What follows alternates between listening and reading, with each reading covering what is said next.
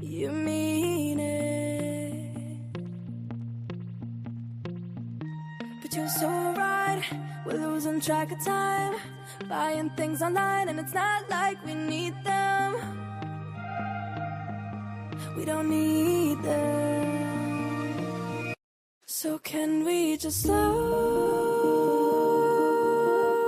down?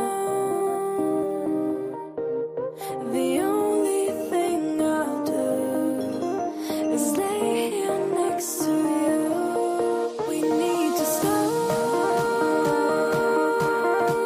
down. Embrace the love we found. For you and I were safe and sound.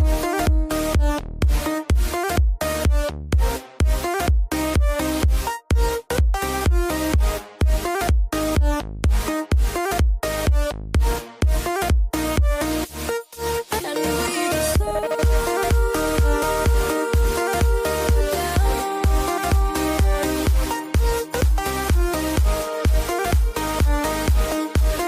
For you and I were safe and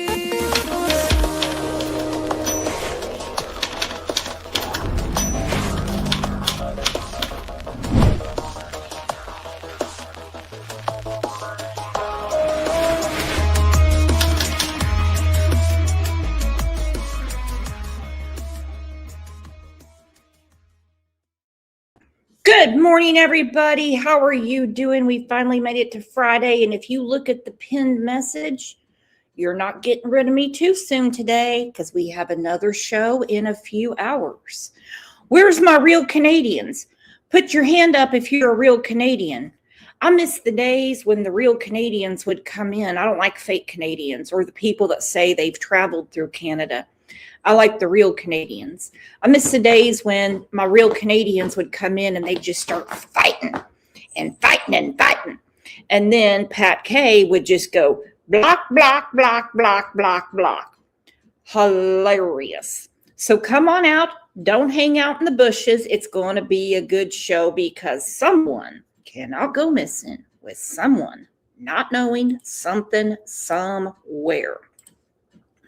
And I kind of have my grandma pants on now. I'm going to be a grandma here in a few weeks.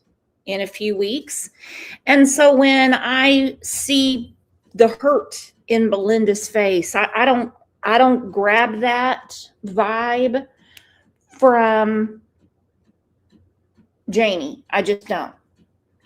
Not calling myself an empath. I'm just saying I'm just not getting the same vibe. I read this article. Belinda gave an interview to a local publication. And then there goes the ugly tears. There goes the ugly tears. I'm going to go ahead and give Mrs. L, 1995, the comment of the day. She's from Nova Scotia. She's a Nova Scotian, real Canadian. She said, I sound too young to be a grandma. Can we go ahead and just get this out of the way? She gets the comment of the day. I'll take it.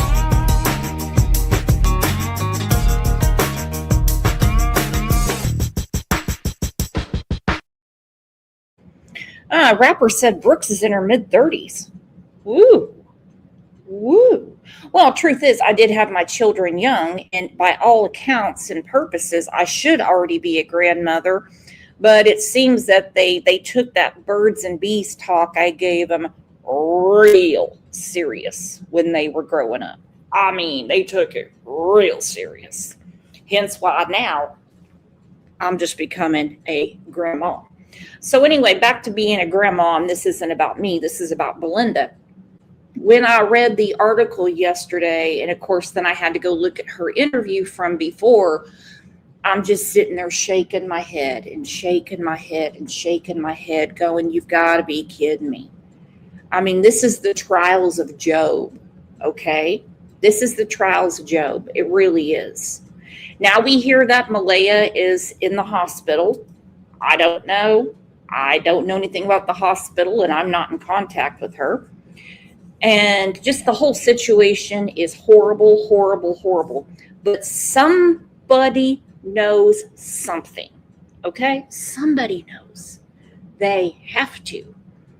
And I hope they're shitting bricks, because the RCMP gave an interview to the Globe and Mail and said, we're confident. We're gonna get to the bottom of this. We're talking gnat's ass brass tacks. Mrs. L said, I'm told it's a rehab facility, not a hospital. That's what I'm told too. Like, Daniel's going to the NA classes and things like that. And they have to take these steps in order to be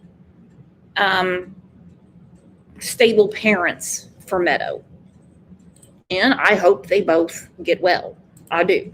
Because, again, something bad happened. Let's take a second and tell everybody TGIF.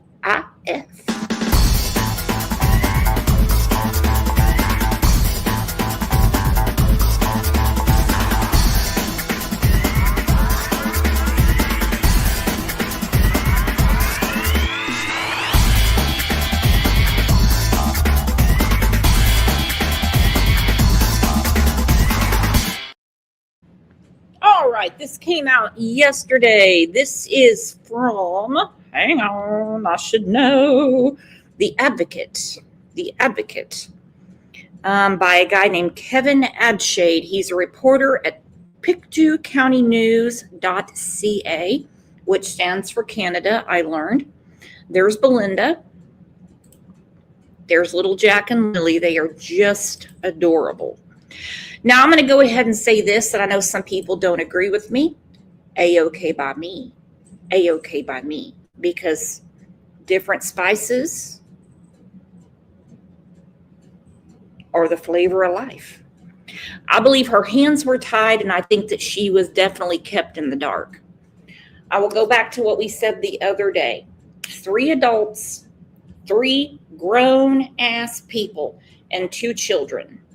Now, we know there's drug use. We know we have a dilapidated home. We got grandma out there the night that the RCMP believes that they disappeared, raking the driveway. We got all kinds of stuff going on. Good morning, Kat. Good morning, Karma. So let's get to the article. As the calendar turns, leaving 2025 in the rearview mirror, oh, it's way back there. It already feels like we're coming up on 2027. 2026, whew, it's already whipping my ass. Belinda is hopeful that the saga of the Sullivan children is close to being solved. Her grandchildren, Lily and Jack, went missing May 2nd, said to have wandered off from their home in Lansdowne Station. I think we can all agree that probability was a lie, okay? Was a lie, because they did not find hide nor hair of them. And I still think that what was found was planted evidence by who, I don't know. They have not been seen since, despite a massive search for the children involving hundreds of volunteers, police personnel, in a case that has captured the attention of Canadians from coast to coast, and unfortunately has led to a lot of online speculation about what exactly happened to the siblings. Now, let me ask you guys, I have a poll up. Do you think that RCMP knows what happened, but they're just looking for that last piece of the puzzle to put it together? I'm always going to be hopeful. I'm always going to be hopeful that the children really are out there somewhere, and somebody got them out of this situation. RCMP even said these are vulnerable children that were in a very difficult situation. Very difficult situation. Woo! Good morning, Cheryl from Manitoba. What you doing, girl? Belinda said, I'm hoping to get some good news one way or another, she said in an interview from her home that I cannot pronounce. Belinda has previously said she doesn't believe the children are still alive, but still wants to see the uncertainty come to an end, if for no other reason than to bring closure to those who care about the 2 children. It's given me hope that they're a little closer to figuring things out, she said. Boy, could you imagine seeing that article in the Globe and Mail when they said, oh yeah, we're going to solve this. The word was confident. Belinda, who is the paternal grandmother to Jack and Lily, said she is grateful that a lot of people have reached out to her to provide support and a sense of positivity. She said, just when you think the world is as evil as can be, then somebody shows a little bit of humanity and grace. The children's biological father, Cody, doesn't talk about the disappearance of his two children, she added. And that's always going to be something that makes people mad, really. Whether he gets along with Malia or not, whether he lost his job and stopped paying child support, whether he signed over his rights, whatever the dynamics, to a lot of people, it's just a bad look that he hasn't said anything. She says, my son and I have never been really close. He's closer to his father. We talk occasionally, but most of the time he doesn't want to discuss Jack and Lily at all. He says if he doesn't have to hear about it, he doesn't have to think about it. Now, they printed this, and it's going to make some people mad. Let me go over here and ask what you guys think about that. He said to his mother, she said, my son and I aren't particularly close. He's closer to his father. When she brings up Jack and Lily, he says, if I don't hear about it, I don't have to think about it. So either he just doesn't care or he just can't process what's going on. You tell me what you think. Mrs. L said both bio parents failed the kids. Woo, girl. Nova Scotia RCMP Criminal Operations Officer Dan Morrow told the media recently that police have received more than 1,000 tips from the public. More than 8,100 videos have been poured over and 7 polygraph tests conducted on those closest to the children were passed, which has only deepened the mystery. That doesn't solve anything for me, and it certainly doesn't solve anything for them, okay? We've talked about polygraphs. I can't tell you how many times on this channel. It is a tool for police, and that's it. That is it. Also, we don't even know what questions they asked. Daniel said the only question that got him really nervous was when they asked, did you kill Jack and Lily? But he still passed. Okay, so if his nerves were shot with that question, he wouldn't have passed. So I don't know anything about their equipment either. That's all I'm going to say. An RCMP spokesman told the Advocate on the 31st of December that the investigative team remains committed to pursuing every clip. What are you doing? Dang it, OJ, get your fat ass down. Goodness. Always making a mess around here. Gotta be kidding me. Dang it, OJ. Yeah, you're messing up my show. Sorry about that. The investigative team remains committed to pursuing every credible lead and determining with certainty what happened to Jack and Lily, but would provide no further comment. Well, of course not. Belinda said the holiday season coming, nearly 8 months since her grandchildren vanished, was somber and a quiet one for her. She said, I stayed home for the holidays. I just couldn't bring myself to go out for Christmas this year, she said. That is so sad. That is so sad. Granny 06 said, I didn't expect a bio father who gave up his parental rights to really care.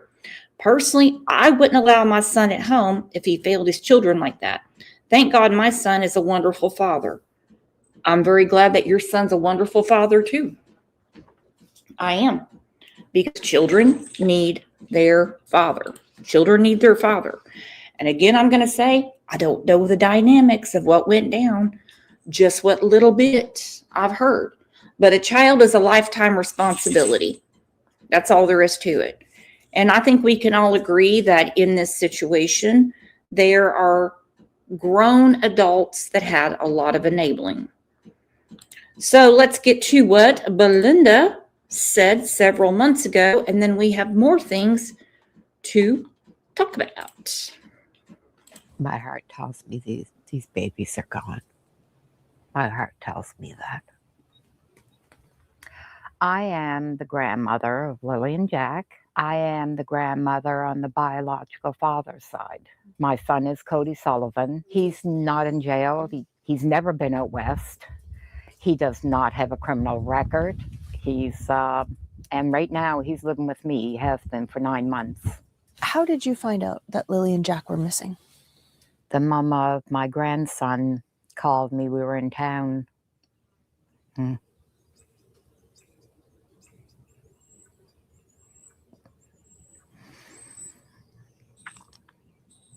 She asked if I heard the news. She sent me the article that was on Facebook showing the kids missing. I couldn't call Malaya yet, so I waited till we got home. And I called, well, I didn't call her, I texted her.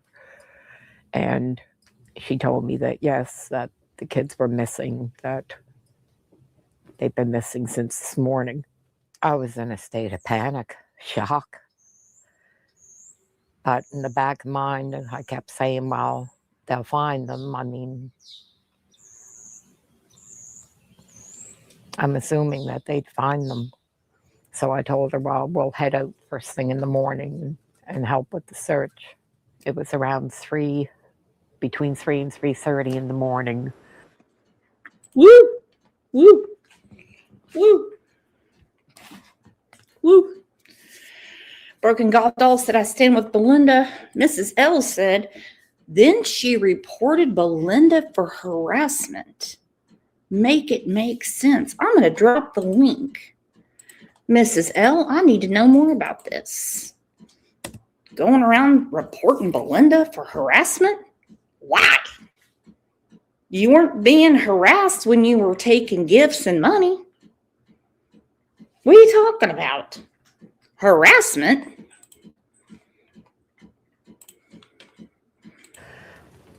A couple of cop cars pull into the driveway. The lights wake me up that I'm a fairly light sleeper, so I see the cars pull in, so I knew what it was.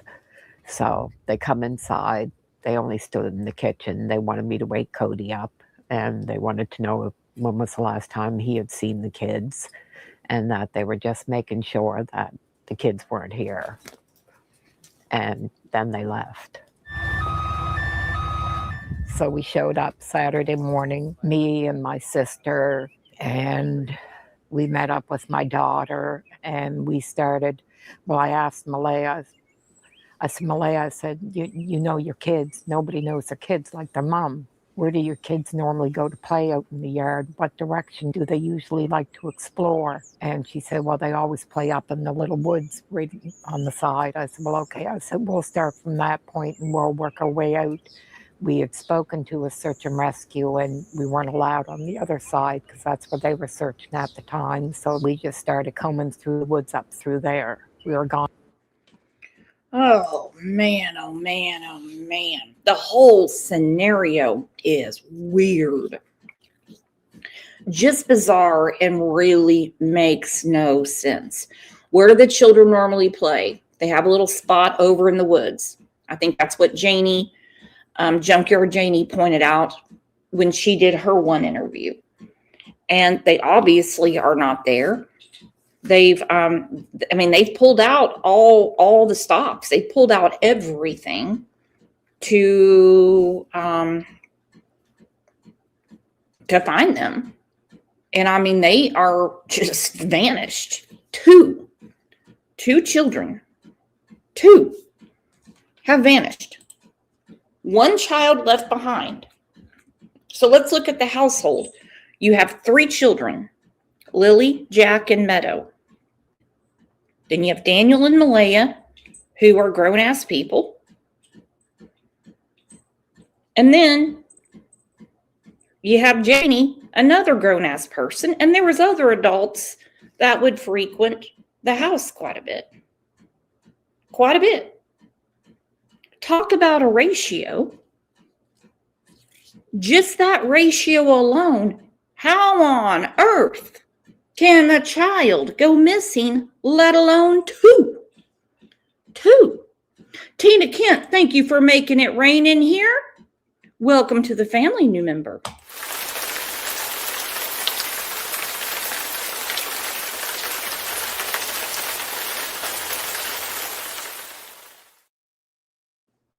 Cheryl said, if you know something, say something. Someone does. Someone does. Because we have a lot of conflicting stories. Let me tell you what, Malaya's story and Daniel's story does not match. Janie's story seems to be, I'm going to say, constructed to fit Daniel's story because she's going to take up for her son. And I will never understand when it's more important to take care of your adult child as opposed to a baby that can't take care of themselves. Hey, I didn't think those people existed. I really didn't. I did not think those people really roamed the planet. I'd heard some stories here and there, but then we get into the Harmony Montgomery case, of course, the Summer Wells case, Billy Joe Howe in the Quentin Simon case. She's still taken up for Leilani Simon, knowing that she's in jail for the murder of Quentin. There are some people out there that will stop at nothing to defend their adult child. Hey, okie doke. On for a couple of hours. I'm yelling for Lily and Jack. We always call Jack Jackie Boy. And yeah, that went on for a few hours, but those woods, I started to feel that I can't see them being in the woods. There's trees everywhere. You literally have to climb over trees, climb under bushes. It is really, really thick. We come back out and I went in to see Malaya again. I assumed she was in shock. She was very, very non-emotional, very just flat, monotone. But Malaya's very soft-spoken anyway. That she's not usually excitable. I thought that's made her a really great mom. She was an excellent mom. She never raised her kid or her voice at the kids. That it was always, now Lily, what did mommy say? And I used to think, now if anybody's meant to be a mom, it was her. A part of me still feels that. Why only a part of you still feels that? What do you mean? After seeing the place, seeing the condition of the home, it was like the total opposite of what I knew of Malaya. She was always clean, very clean about herself, about the kids, about her home.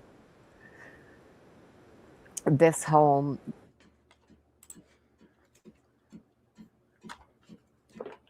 Good morning, Boston. Hang on, I have a question. Broken Gothal said Belinda equals dignity and class. She doesn't trash Malaya. Now, she has said some things that people have taken as trashing Malaya, but let's face it, she's stating the obvious.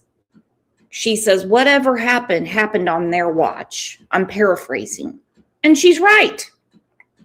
You can't deny that. She's right. Zeet Wave, did you do a part 3 on Summer Wells, Brandon in the Holler? Nope, it's only part 1 and part 2. I got that all finished up. That was a crazy show, by the way. Whew. Whew. Whew. Part 1 and part 2. Man, that was nuts. Looked more like a camp. Now, I don't know if it's from all the people that were there because I didn't show up till the day after. Seeing the condition of the home, it was like the total opposite of what I knew of Malaya. She was always clean, very clean about herself, about the kids, about her home. This home looked more like a camp. Now, I don't know if it's from all the people that were there because I didn't show up till the day after, but it was very unkempt. That's called drugs. That's called drugs. Okay? When people go from being meticulous about their own appearance, about keeping their house clean, about taking care of their children, and then suddenly it goes down the toilet and they're living in a dilapidated trailer, and that is an addiction. That is an addiction for sure. Man, we're getting all kinds of new friends in here. Look at that. Nate just gifted 5 Crime Lines and Lies memberships. And I see Mrs. L became a member. What am I going to do with y'all?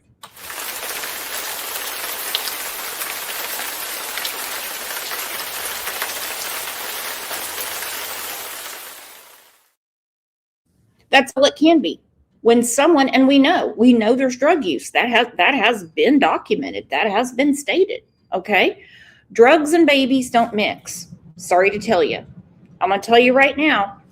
Do not care who takes their pills, who hits the pipe or whatever. But when it gets in the way of taking care of the babies who can't take care of themselves, there's a problem.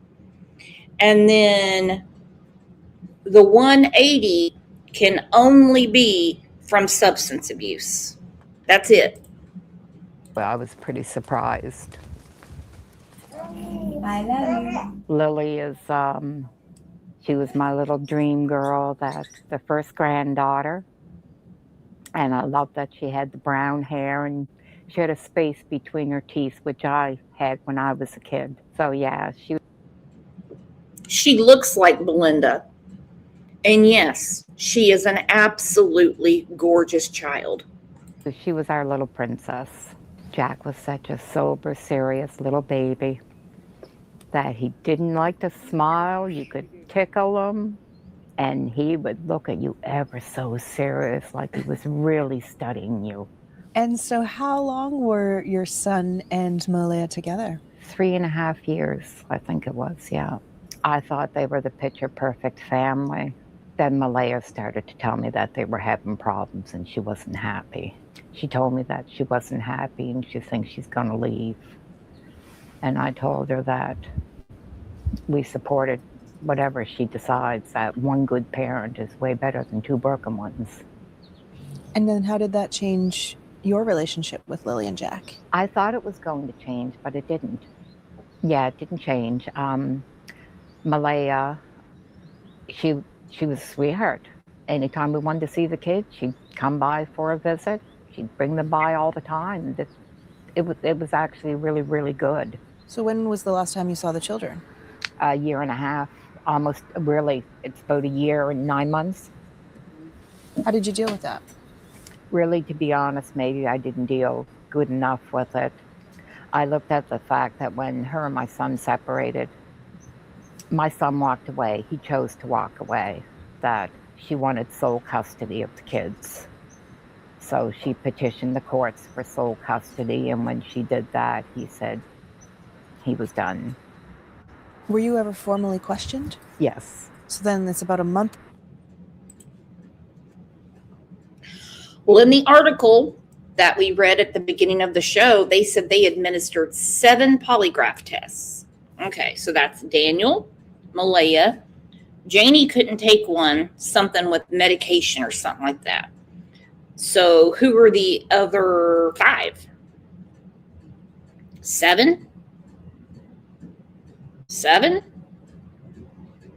Unless there was something inconspicuous with Daniel or Malaya's and they got tested again. I don't know. Cheryl says Nova Scotia has the highest sex trafficking ring in Canada. That's what my Aunt Sarah said too.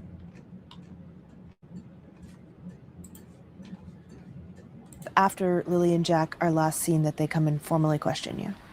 So it's about 3 weeks. They questioned Cody for 1.5 hours in the vehicle, and then they questioned me for 2 hours in the vehicle.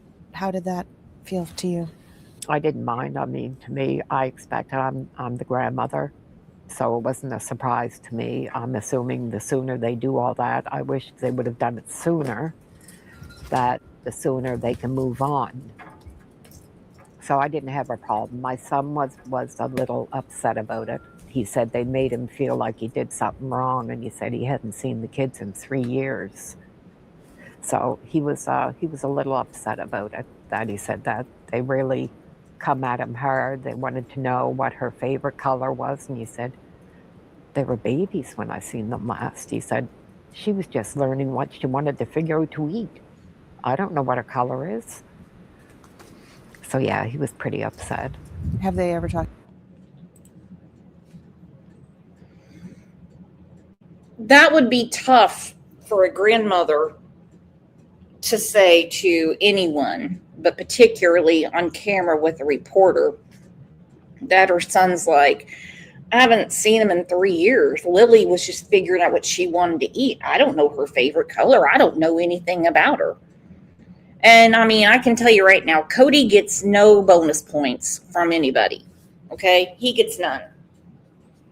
Especially knowing that the kids are missing. No, I don't think he has anything to do with them being missing. And some people believe he does. Some people believe Belinda does. Absolutely not. Oh, Kent Corbett. Let me put the link up. Kent said Cindy, Wade, Cody, Daniel, Malaya, Janie, and one more. Oh, okay. Well, maybe that one more is Belinda. And yes, this is the bio father's mother. Wanted to know what her favorite color was, and he said, they were babies when I seen them last. He said, she was just learning what she wanted to figure out to eat. I don't know what her color is. So yeah, he was pretty upset. Have they ever talked to him again since then? A couple of days ago, they had contact, and they told him that they weren't looking his way anymore, that everything's fine. And have they ever given you any information? No, it's always the same thing. Which is what? They've got everybody on it. They are looking at all avenues. They can't divulge any information that could compromise their investigation. It's the exact same words. Why are you so sure they're not in the woods? I have children. I have grandchildren. And I see what kids are like through the woods. There's no reason for any child to wander deep into the woods. There's just not. I think somebody hurt these kids. I think somebody hurt them. You don't sound very hopeful. No. Our last day searching on Monday and seeing the woods and seeing the searchers and everybody everywhere. There's no way those kids are in the woods. There is nothing more pure and innocent than a 6 and a 4-year-old. And they deserve so much better than what they got.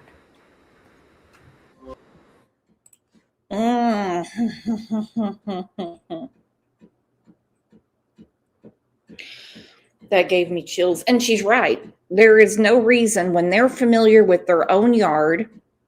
And it seems to me we have a lot of free range parenting and grandparenting going on there. And they know they have that fort over there. They know where they play. There'd be no reason for them to go deep into the woods. She said, no, somebody has hurt them. She's right. Now, I mean, kids get curious and say, oh, let's look over here. Let's look over here. Let's look over here. But they're going to be found. Okay, they're going to be found. Hopefully alive, but they're going to be found. And so, again, I believe that Belinda's hands were tied when it came to this because she was kept in the dark about what was really going on. True story. Matter of fact, Cody, the biological father, his aunt spoke out several months ago, and she explained how they were cut off at the ankles when Malaya moved on. How terribly sad that another weekend has gone by with no sign of siblings, Jack and Lily Sullivan. It doesn't seem like any searches took place. In fact, it looks like police are taking a whole different approach to the case now. They're scouring the neighborhood and local shops for footage from the days leading up to the children's disappearance.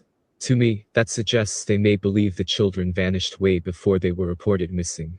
Time will tell, but I hope there is movement.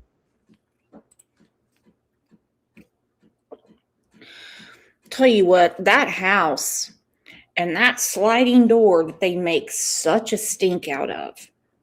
Such a stink out of that. Oh, we can't hear the door.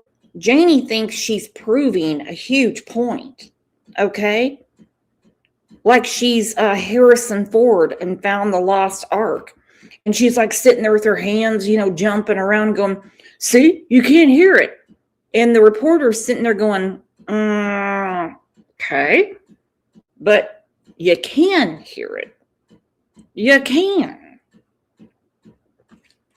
Goodness, all that shit around there. What the hell we're doing? Got a mattress in the yard. We don't have any skirting around the trailer. I don't know what the hell that is. A bunch of trash around there. This is not a safe environment for kids. Look at those stairs.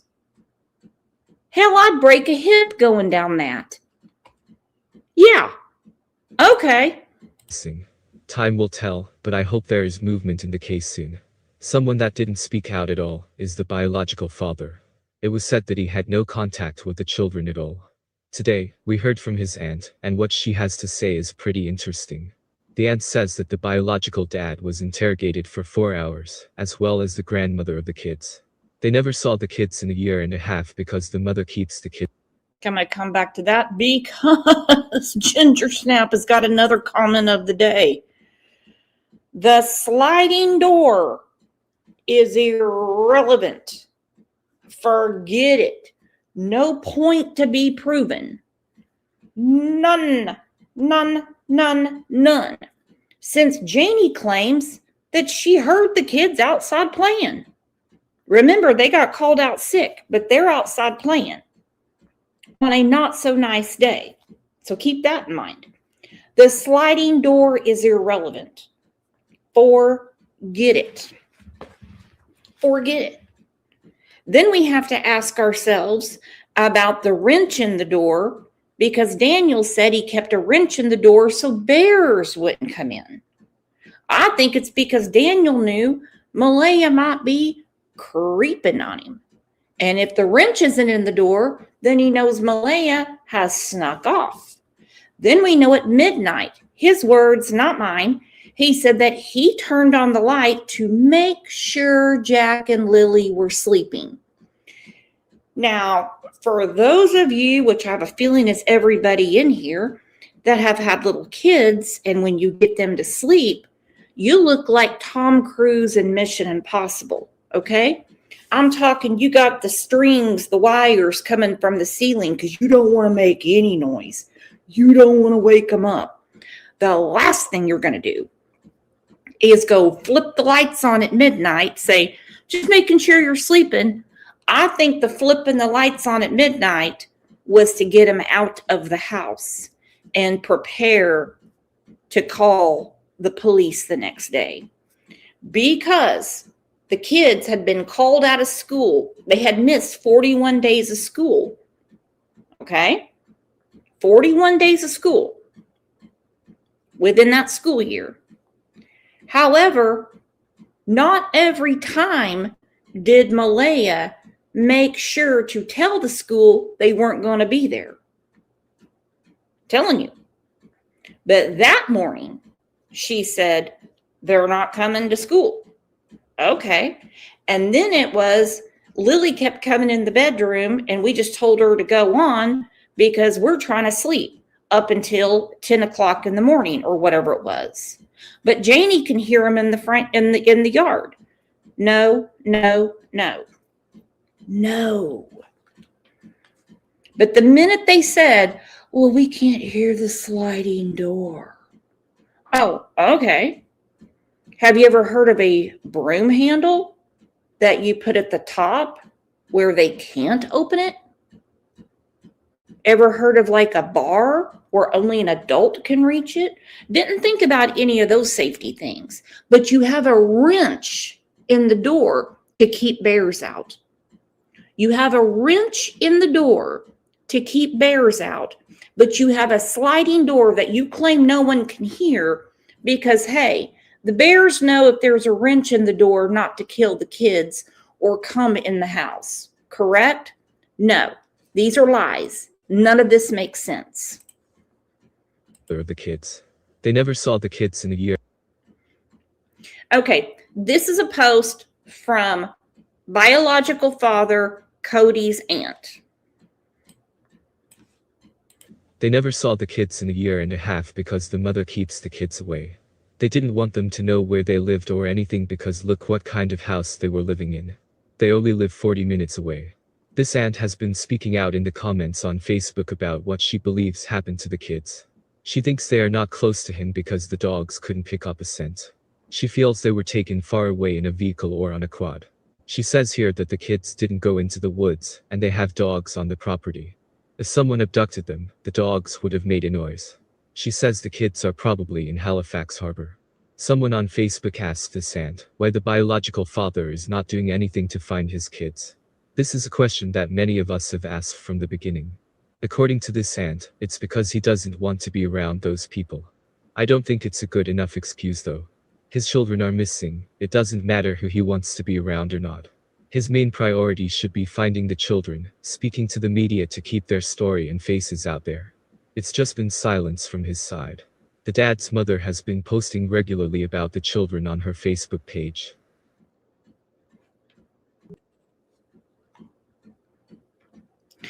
Mama Bear at 10 said, and a wrench isn't going to stop a hungry bear. That door? Hell, that door I could probably open just by huffing and puffing on it. I could go, and it would open. This is a grimy ass trailer, paper thin walls. There's no protection there. You got a wrench in the door, but you let the kids play out unattended because you're not worried about the bears in the yard. You're worried about them coming to that one door to get into the house. Nah. And no, I don't live around bears. I don't live in Nova Scotia, nothing like that. But I understand common sense. I understand that. So get out of here with that. Come on.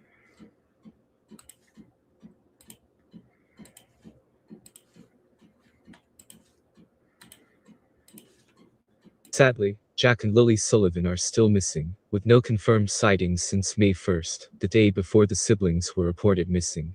A number of text messages have been floating around online. The last batch we saw was from Daniel Martel, and it seems like he was defending himself and his relationship with the children, emphasizing that they came to him for everything, and not Malaya. They were wild with Malaya, but well behaved and listened to him. Well, some people believe these texts are the truth, and Daniel said all these things. A number of other people are very skeptical. I'm going to say let's take everything with a grain of salt, and make of it what you will. More texts have been. Pat said, I think Malaya planned this to get the kids away from Daniel. I know it's a stretch theory, but I'm hopeful. I'm hopeful too. My question is, if he's up and his mom is out there raking the driveway in the dark on Thursday night, how did she sneak the two out without Daniel or Janie noticing? How? They're describing this busy, busy, busy day on Thursday, but then the busy day drops off as if like nothing's going on. We know they're having money problems because they got a lot of money. I'm not going to use the word borrow because when you borrow money, you see you pay it back. Okay? Okay? Like if I say, hey, Elsa, can I borrow $10 for gas? Sure, I'll pay you back on Friday. That's called borrowing money. No, what they did was just take money. So we have money problems, we have drug problems, and we have something real sketchy that went on when they got home on Thursday. We got Junkyard Janie out there raking a driveway on Thursday night. Her words. Her words. Okay? Super Dad, Daniel, says he turns on the light at midnight to make sure they're sleeping. Why? Why? Then around 6 a.m, Malaya sends a text to the school they're not going to be at school. Well, what about the other 41 days that they missed? They were just kind of a no-call, no-show for a lot of them. It's messed up. It's messed up. Ivy's mom, I heard Malaya was in the hospital. Is that true? Tomato, tomato. I mean, is it a hospital or a rehab center? Either way, she's not available. Okay. And make of it what you will. More texts have been released a few hours ago from the channel It's a Criming Shame. The channel is linked below. This is the same channel that released the texts with Daniel. These texts are between Malaya and the paternal grandmother. It's interesting to get an idea of Malaya's state of mind on the day the children vanished. She says that she was keeping them at home because they had a cold and they got outside using the back door, and they can't hear that door.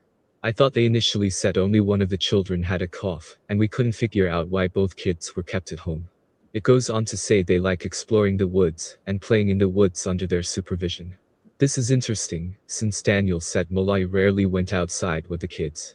It was him taking them outside. She says she is so distraught and never thought they would run off like that. She says they've been missing since 9:40, and they like to wander a lot. This is interesting. The grandmother asks if she wants to demand more searches, and Malaya replies to say they have a big search team right now, and more are coming, but they want information about Cody because he doesn't see them. Malaya says that many are suspecting they were picked up by somebody because there is no trace of them or Lily's backpack. The grandmother then questioned if the kids go out to the road. Malaya says normally no, but if they were in the front yard and someone stopped and convinced them to come over, they would go. If they're in the front yard and someone convinced them to come over, then they would go. I'll take things that didn't happen. I'm going to do the daily double for $2,500, Alex. This didn't happen. Didn't happen. They don't understand stranger danger. So far, I only got through these first couple of texts, and if it's true, then it seems that Malaya was trying to get a version of events out there to everyone that would question what happened to the children. This grandmother is also the one that showed up at the vigil, and has been posting almost daily on Facebook about the children.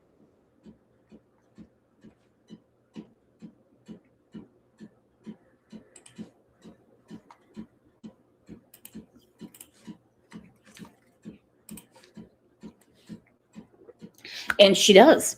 Mrs. L, Janie is the only one who helped them out. So did Patty, so did Earl, but Patty asked them to move out or get a job in education. Cindy helped them. Wade helped them. Belinda sent gifts. Belinda would have done more had she been more involved, okay?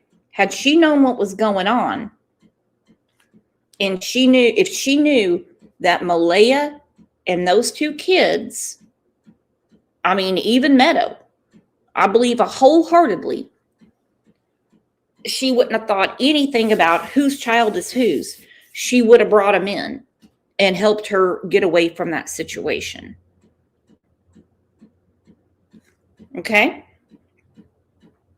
She would have. She was kept in the dark, and I've heard this happen to other grandparents. I hope it happens to none of you. I mean, I'm already super anxious, and my granddaughter hasn't even been born yet. But it's not like people didn't see the red flags. Like right here, Mrs. L, you're right. Patty told them to get off their dead asses and get a job. Quit going to Patty getting money. Quit taking her credit card. I mean, what else can she do? She's trying to live her life too. She gets them a car. Janie gives them a house. One thing after another. All right, let's go through some of the red flags, and I think all of you can point some out yourself. I guarantee you can. To emerge, and they raise serious questions. Lily is just 6 years old. Jack is 4. They disappeared from their home in Lansdowne, Nova Scotia, and despite over 160 searchers, there's still no trace. Today, we're breaking down 10 red flags I've identified from both parents' interviews. Each one might seem small on its own, but together, they may reveal something much deeper. Watch closely and let me know in the comments. Listen, if I was Janie, Daniel wouldn't be living with me. Okay? Daniel wouldn't be living with me. I'd say, look, if I want to junk this place up, I'll do it on my own. But you're going to have to go somewhere and stand on your own 2 feet. You're going to have to go to a place that has ample employment, and you're going to have to learn to live. You're just going to have to, because this is a horrible situation. And I've got a ton of people looking straight at my house, looking straight at me and everything, because these two children are gone. They are missing.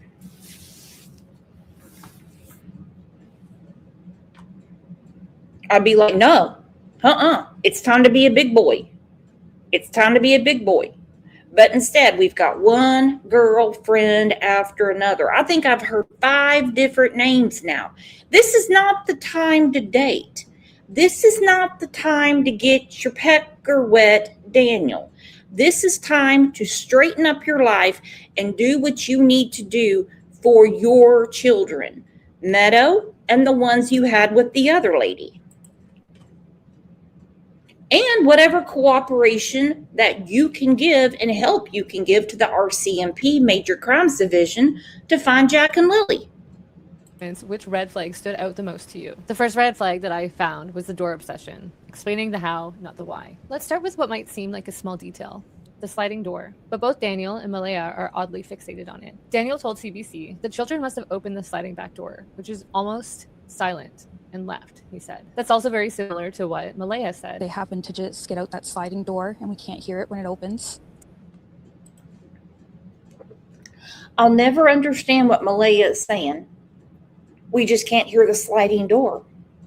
But they know that's how they got out. No, enough of that BS. Enough of that. And I get where people say, well, in all fairness, Brooks, it's not Janie's responsibility. Listen, any child that's around my house, by proxy, they will be my responsibility. They will be my responsibility. Okay? If someone comes over and they bring their child over, that child will, in one way or another, be my responsibility, particularly if they live with me.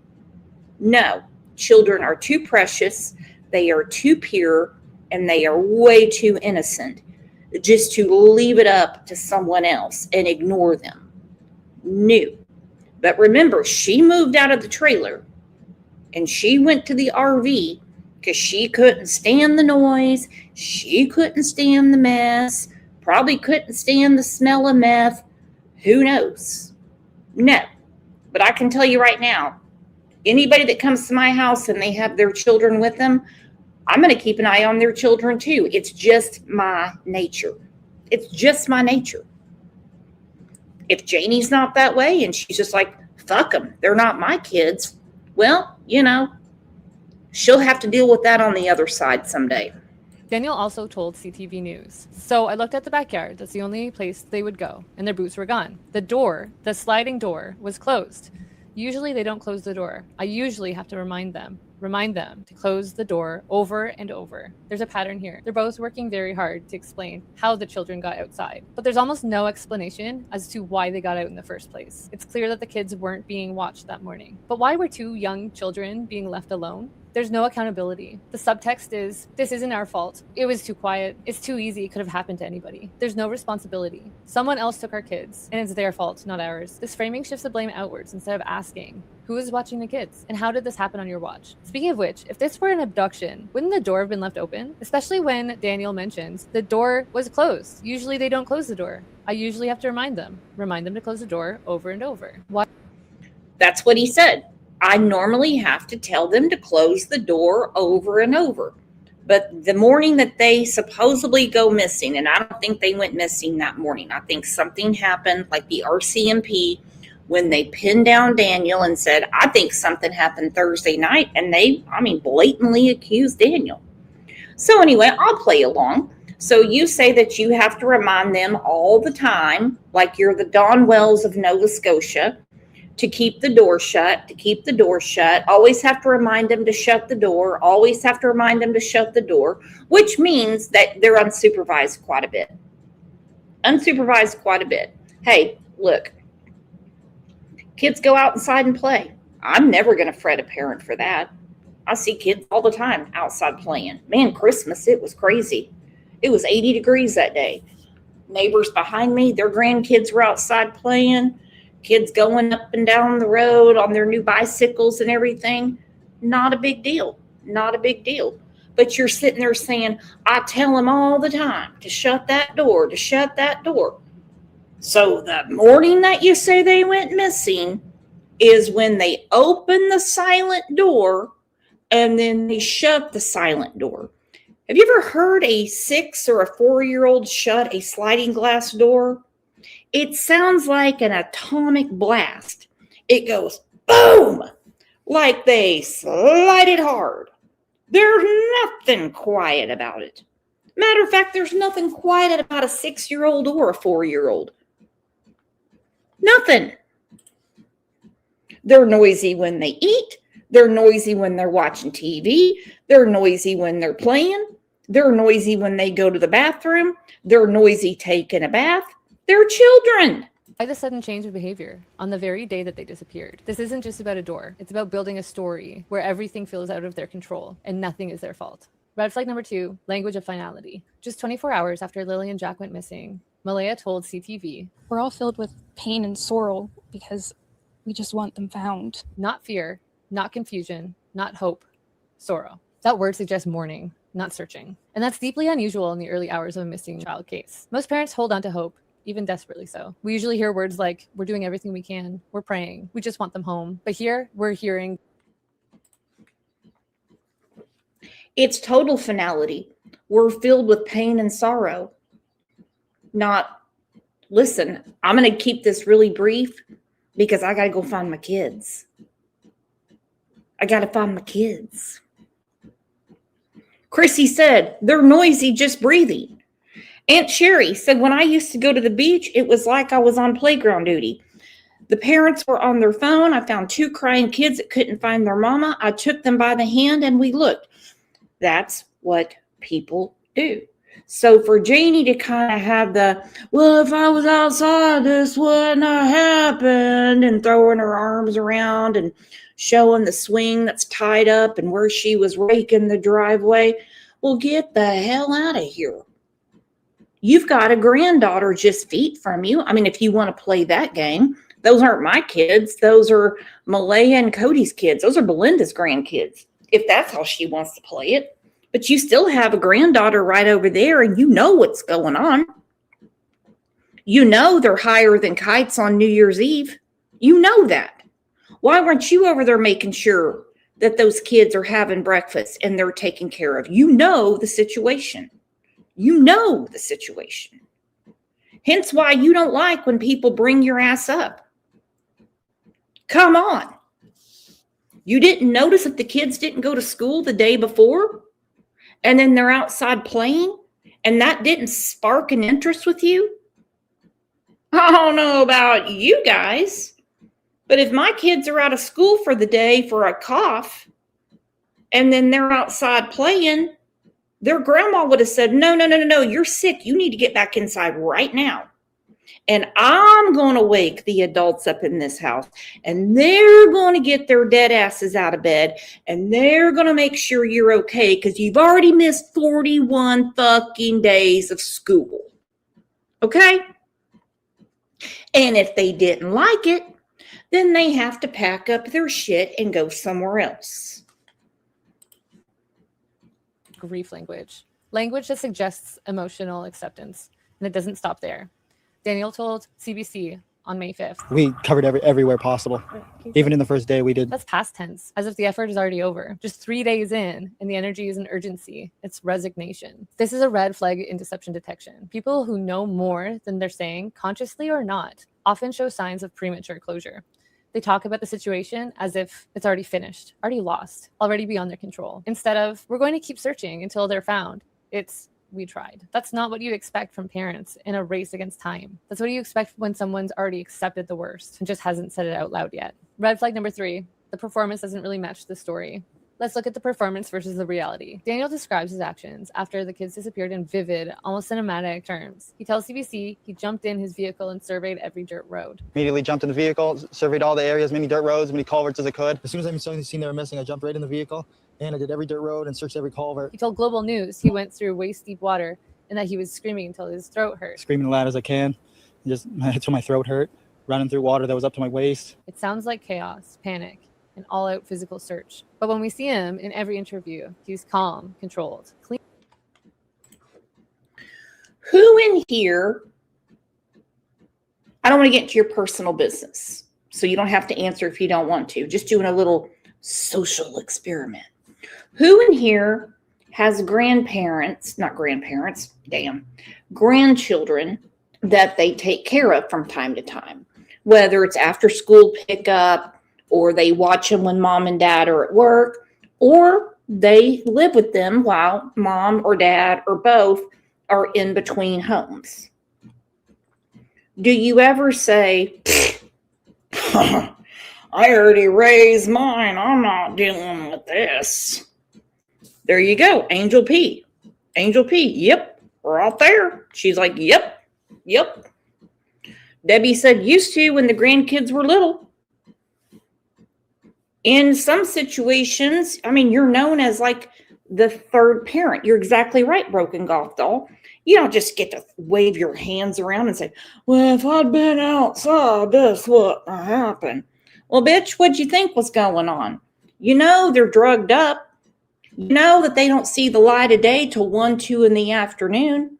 You know the kids get themselves ready for school and stand out there waiting for the bus by themselves every day, verified, except for the 41 days they didn't go. Where do you draw the line? I mean, where's your human instinct? Where's your maternal instinct? I'm just going to say, where's your maternal instinct? You got 2 little kids running around outside. You know that they're not on the bus. You know it's a school day. You know it is. Wouldn't you say, how come you're not at school? She made no contact with them at all. Her words, not mine. Her words, not mine. She made no contact with them. The only contact, according to her, that she had is when her brother said, I'm coming to get you to take you to town to get your supplies for the week.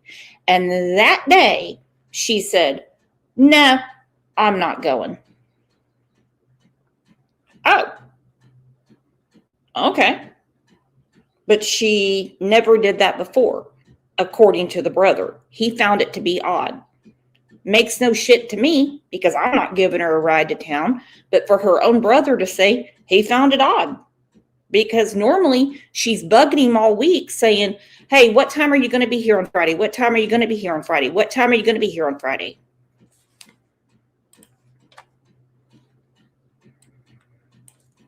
I jumped right in the vehicle and I did every dirt road and searched every culvert. He told Global News he went through waist-deep water and that he was screaming until his throat hurt. Screaming as loud as I can, just until my throat hurt, running through water that was up to my waist. It sounds like chaos, panic, an all-out physical search. But when we So he said he's in waist-deep water. People have a different theory on this, considering there's a car from the property that's missing. It's a Kia. And some people are thinking that maybe someone pulled a Susan Smith and made sure the kids were asleep, got them out of bed, put them in the car, and that car is in Glasgow Lake. And waist-deep water is him getting out of the lake. Now, I certainly hope that didn't happen. But it is a common theory that goes around. And I don't know. I don't know. Has the lake been searched? Again, I don't know. Hold on. Somebody wants to know who this channel is. I'll put it in right here. She is super cool. She works with the behavioral panel. She used to do research for them. Sorry, I should have already shared that. It's right in there. Yeah, I love her homework. I do. You see him in every interview. He's calm, controlled, clean. His clothes are pristine. His hair isn't wet. There's no visible sign he's been through the woods, the mud, or the water, let alone any mention of needing to clean up or change. Sure, it's possible he freshened up before facing the media.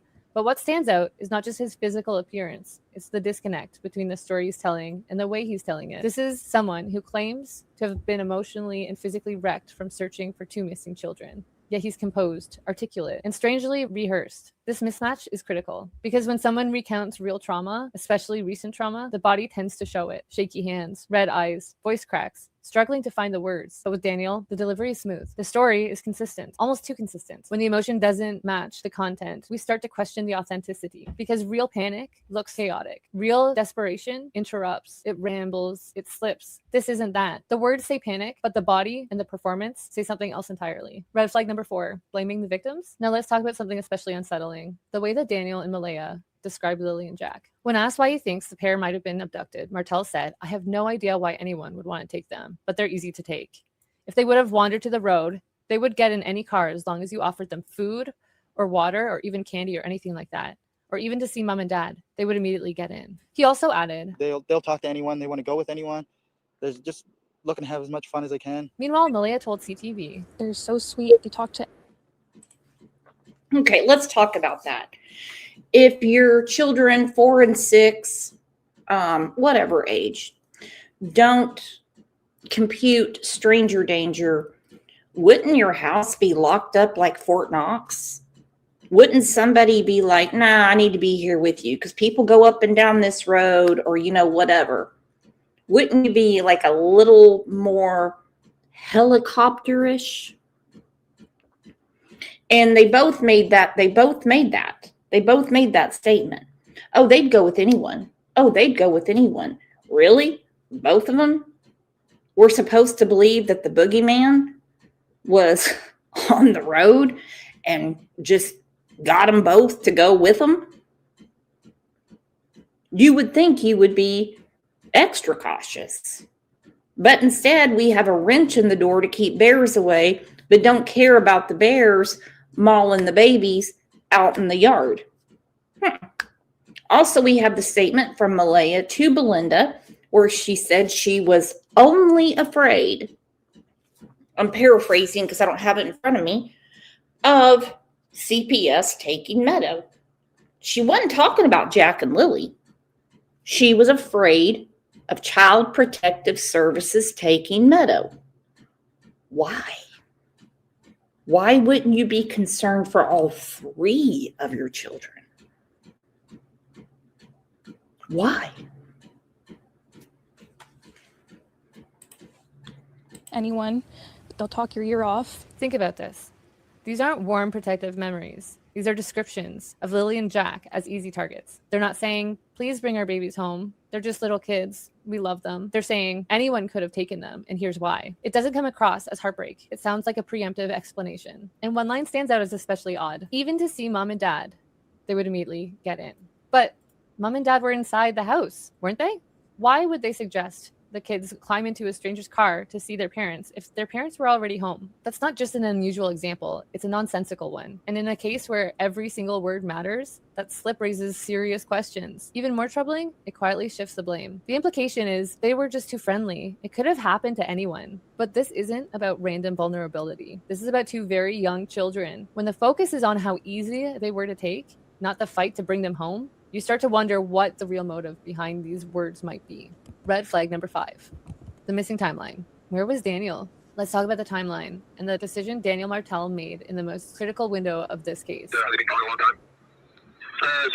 If that recording is true, Lily and Jack were last seen around 8 a.m. Malaya called 911 at approximately 10 in the morning, but by the time the police arrived, Daniel was already gone. Martel says he then jumped in his vehicle and started looking for them. If they truly went missing at 8 a.m. and they didn't call till 10, I'm not going to beat them up for that because I would expect them to be looking on their own property. That probability is slim to none because all we can go off of, I'm just going to speak for myself, I'm not going to speak for you guys, is that the RCMP said to Daniel, and he blurted it out on CBC. He blurted it out. He said, they said to him, we think this happened on Thursday. We think this happened on Thursday.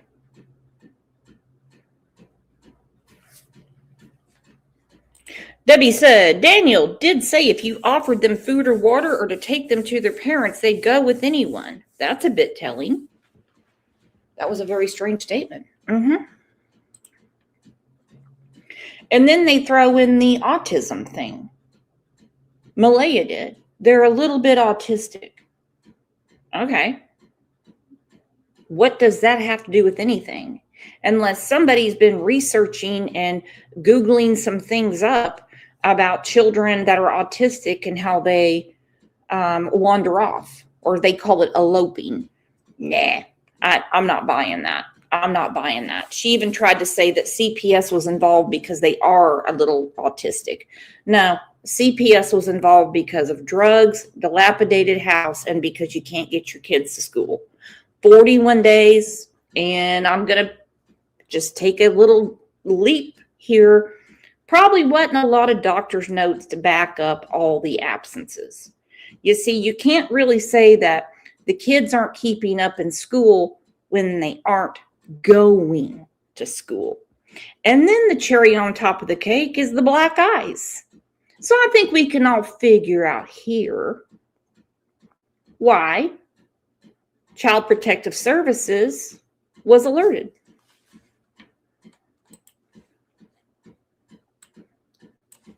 Approximately 10 in the morning, but by the time the police arrived, Daniel was already gone. Martell says he then jumped in his vehicle and started looking for them. Martell said he immediately jumped in the car and searched neighboring roads, looking in culverts. By the time he returned home, the RCMP were there, having been already called by the children's mother. Immediately jumped in the vehicle, surveyed all the areas, many dirt roads, many culverts as I could, and waited for the police to get there. As soon as I seen they were missing, I jumped right in the vehicle, and I did every dirt road and searched every culvert. The very first day, I wasn't around very much because I was just searching. I was running through the woods, screaming their name till my throat hurt. That means instead of staying at the house to help police or even wait for them to arrive, he left alone with no coordination, no confirmed destination, no accountability. In the early hours of a missing child case, every second matters, but Daniel chose to remove himself from the scene. He took himself out of view during the most crucial time frame, when police needed eyes, statements, and timelines locked in. If Daniel truly had 2 full hours before the 911 call was made, that's a huge window of time, and he could have been doing anything. When children go missing, most parents stay rooted, frantic, desperate to be part of the response. Hey, boss man, can you grab the link? Come on up. We're nice here. I promise. No one's going to do anything at all. Hopefully I did it right. Hang on. Boss man said he was outside that morning, and he said Daniel didn't search his road. And whether Daniel wants to admit it or not, he tried to blame boss man. He tried to blame Brad. He was in my chat a couple of weeks ago when he was called out about what he said about Brad, and he blatantly said he didn't say it. Well, he did. Mirror, boss man. Mirror, boss man. Come on. But Daniel, he was already gone. That decision casts a long shadow over the timeline. Red flag number 6. No instinct, no urgency. What's missing speaks volumes. Beyond how Daniel and Malaya act in front of the camera, it's what they don't do that raises the biggest questions. Let's start with Lily's cough.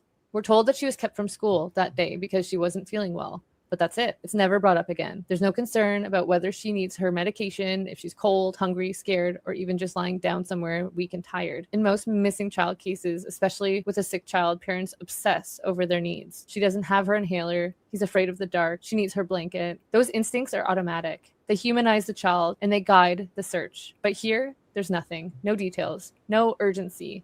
It's like the children's needs vanished the moment they walked out the door, just like the kids themselves. Even more troubling, Malaya left. Now, I do have a question about this, B. Hurley, and the thing is, I don't know the laws in Nova Scotia. So forgive me while I talk out my ass, okay? I'm asking for forgiveness in advance, okay? I have the same questions about summer wells in East Tennessee, but I already know the answers to that one. I've already figured that out. It's called a weak DA. When we see like the case of Herman Montgomery, and They grabbed Adam, Mr. Teardrop, Mr. Butt Plunger. If you know, you know, we have a whole playlist.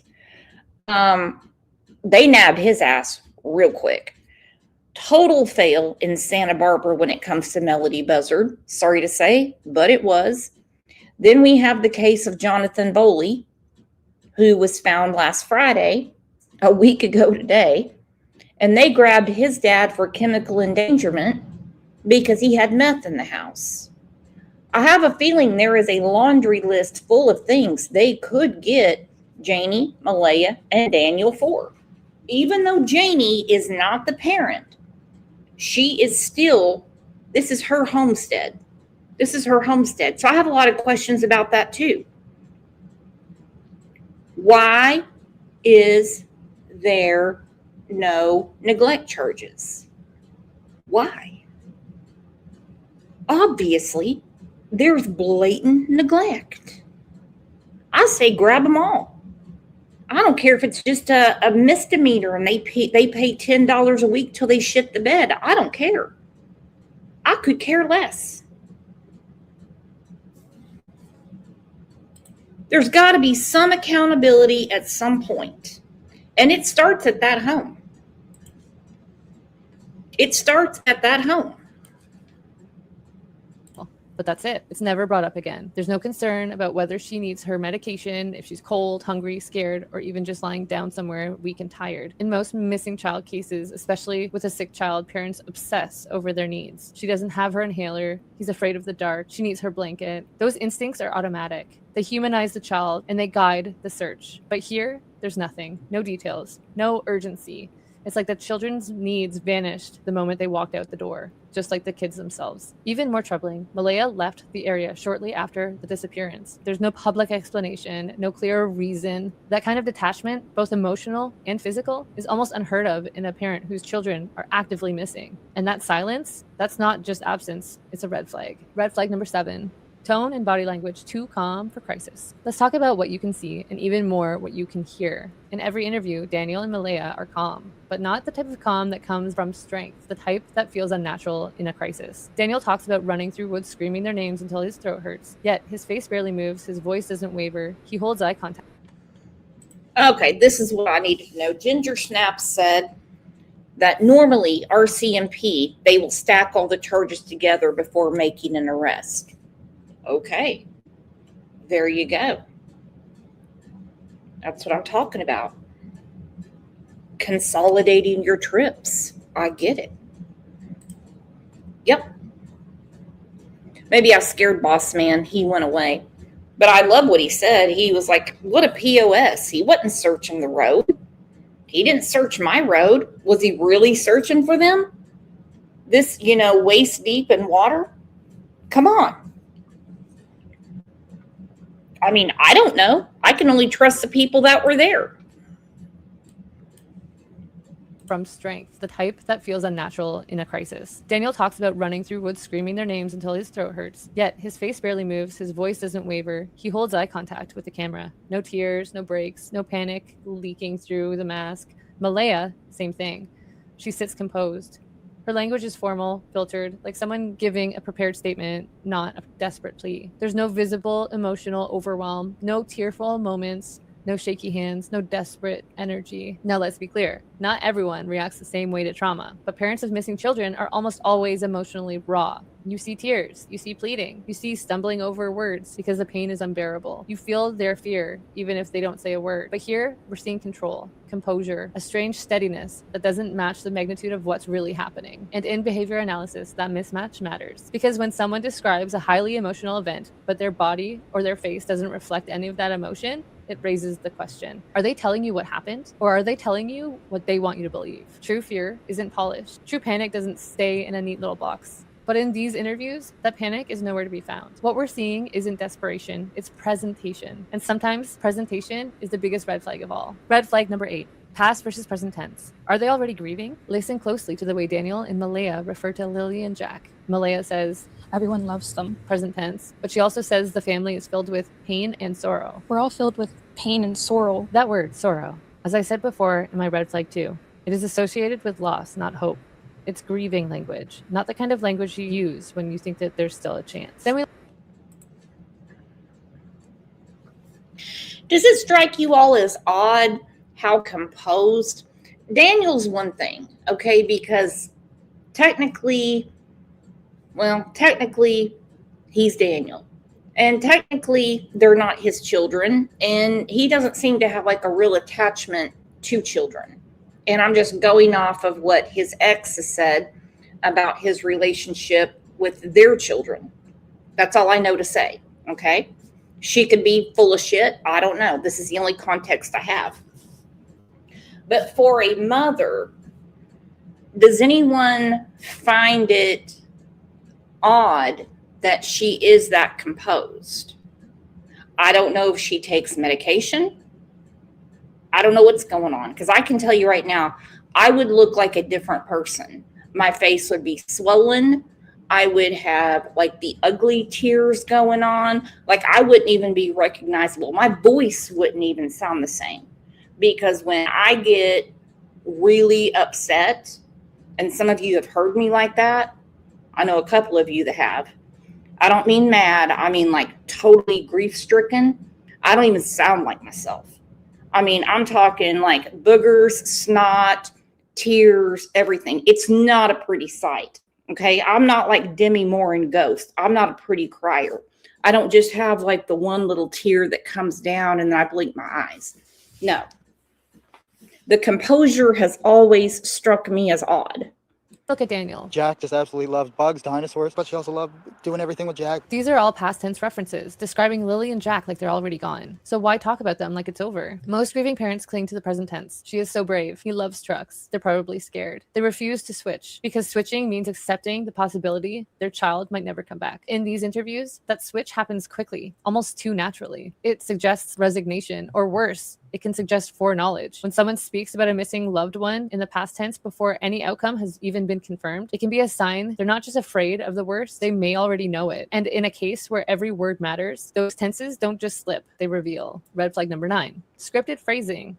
Over-rehearsed, not recalled. There's a big difference between consistency and scripting. And in Daniel's interviews, that line gets blurry fast.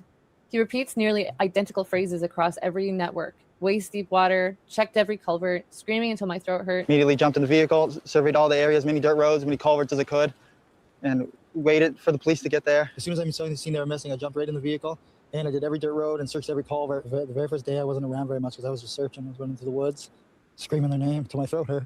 Even with me running through the woods, I was ahead of the helicopters and ahead of the drones and stuff like that, screaming loud as. Cheryl, my girl, said, waiting for concrete evidence. Me too. And it won't surprise me, but it'll shock me. I say that in every case. Like, it's not going to surprise me. I'm going to be like, of course. But the details are going to shock the shit out of me. They really are. Because the devil is always in the details. And the devil is way more conniving than we can even think to be. Seriously. I have seen some probable cause affidavits over the years that I'm just like, who the fuck thinks like this? Who thinks this way? Who is this manipulative? Who is this maniacal? Who could think like this? It's freaking scary. It really is. And I think about our friend Muscles and Mascara. She's got like a weird schedule right now, so she hadn't been around. When she said it to me, and it hit me like a ton of bricks, and she's right. Hang on, I gotta sneeze.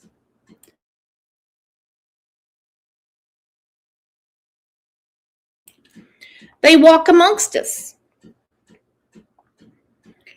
You don't know who's in front of you at the grocery store. You don't know who's behind you at the post office buying stamps.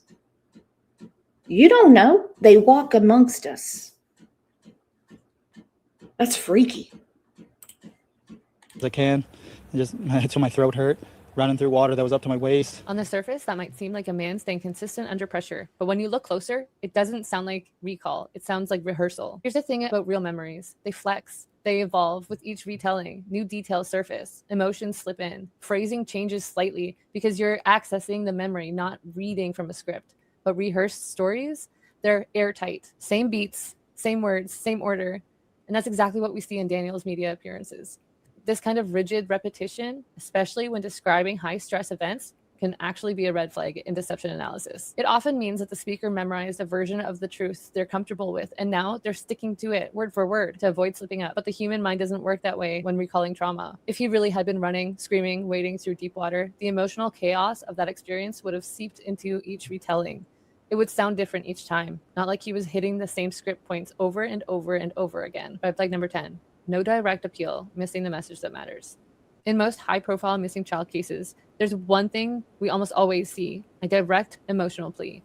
Parents speaking to their children through the camera or begging whoever. She is so right. I think about the JonBenét Ramsey case when you have John and Patsy Ramsey saying, hug your babies tight because there is a monster out there. Okay? People still say that they did it. Well, the DNA cleared them because the DNA that they found inside of JonBenét matches nobody in the family. I think about Brandy Neal. Oh, Brandy Vaughn, sorry, because she's married to Tyler now. And the emotional appeals to get Michael home. I think about Sean Hornbeck's mother. When, she was on fucking Montel Williams and everything. I think about Amanda Berry's mother, who was on the news on the daily when her daughter was kidnapped. I think about Elizabeth Smart's family. The emotional appeal is missing here. It's almost like constructed, scripted, and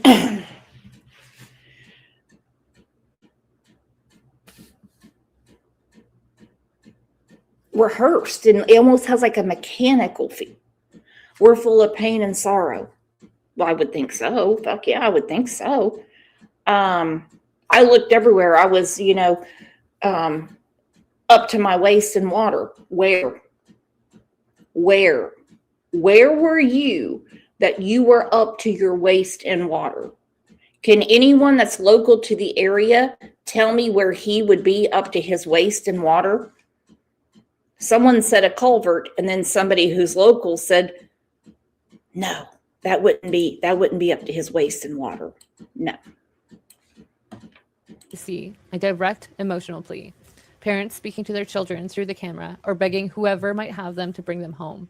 But in this case, that emotional connection is strangely absent. Daniel does say the children's names, and he does issue a general request. I urge the public to come out if you have anything, come out as fast as possible and get it to any detachment or any police service that you have available to get to talk to. What's missing is a personal, heartfelt plea. There's no, Lily, Jack, we love you. We're here. Please hold on. No emotional reach for them. No words meant for them.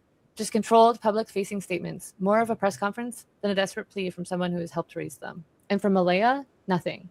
She never once says the children's names in her interview. She doesn't speak to them, doesn't address the public with urgency. There's no emotional slip, no desperate moment. Instead, both parents present their messages with calm delivery, generic phrasing, and an almost clinical tone. Not fear, not heartbreak, not instinct. Why does that matter? Because when children are missing, the most natural human response is to reach for them, even when you know they can't hear you, to speak as if they can, to connect, to beg, to cry, to plead, because hope refuses to let go.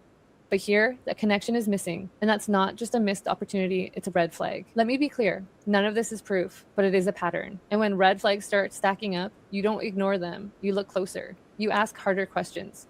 Lily and Jack are still missing, and while we all hope for the best, hope doesn't solve cases. The truth does. We've broken down 10 red flags. Now I want to know what you see. Are we witnessing two heartbroken parents doing their best, or something else entirely? All the original interview clips are linked below. Watch them for yourself. Pay attention to the tone, the phrasing, the tenses, the body language. Notice where emotion is missing and where control takes over. Then ask, does this feel like panic or presentation? Drop your thoughts in the comments below. I love that phrase. I'm going to start using it. Okay. Of course, I'm giving her credit because she does a great job. She's got some training that your old buddy Brooks doesn't have. Is this panic or presentation? How long did we have to prepare to talk to the media? And I'm here to say right now, I don't know what happened to Jack and Lily. It's quite an anomaly that you can have the three people that were at the home showing little to no emotion. Little to no. Pain and sorrow. Up to my waist in water. Well, if I'd been outside, this wouldn't have happened. You know, that type of stuff. And I had a phone call from my brother right here. You can see it right here. No one's doubting your damn phone call. Your brother's phone call has nothing to do with it, and neither does the sliding glass door. Neither does the sliding glass door. So what is it? How long did they have to prepare for their on-screen moment? Him, I might get the detachment. Malaya, no. Because your son and your daughter, your children, poof, poof, gone. And you want an Amber Alert because they don't know stranger danger. RCMP knows, hence like our last show. Don't get distracted. Major Crimes knows. I promise they're looking for something that's going to seal all this up. And someone's going down for this. But the lies being flung out towards Boss Man, a.k.a. Brad, and a few other people, that's not going to stick. That's not going to stick. Well, good morning, Penny. But I'll tell you what is going to stick. We have a bunch of new members in here. Check that out. Tina Kent, got a brand new member there. I think Miss L got it. Kat, my girl, we love you too. Nate, 5 new Crime Lines and Lies memberships. What am I going to do with you all? And if you look at the pinned comment at the top, our next show is in about an hour and a half. Now I got to look at the poll. What do you think happened to Jack and Lily? Okay, we have 170 votes. Better have 170 likes. Hit the like, please. Or the dislike, because YouTube doesn't know the difference in the algorithm. I can tell you that for a fact.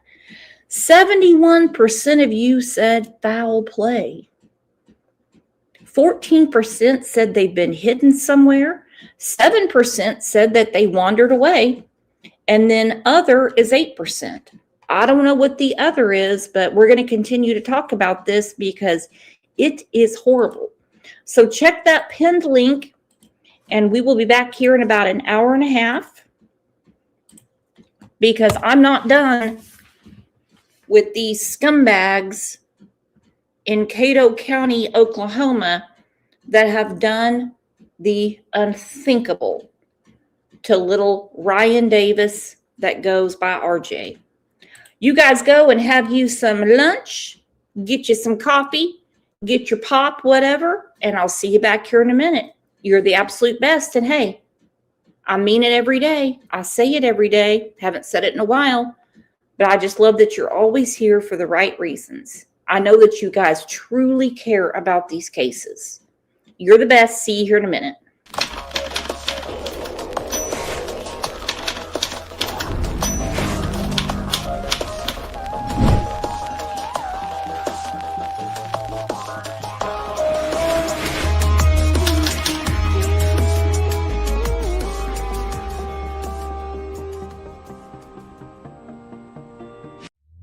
We were on the run, rocking around the clock. Now all we need is right here in front of us. In front of us. So can we just stop?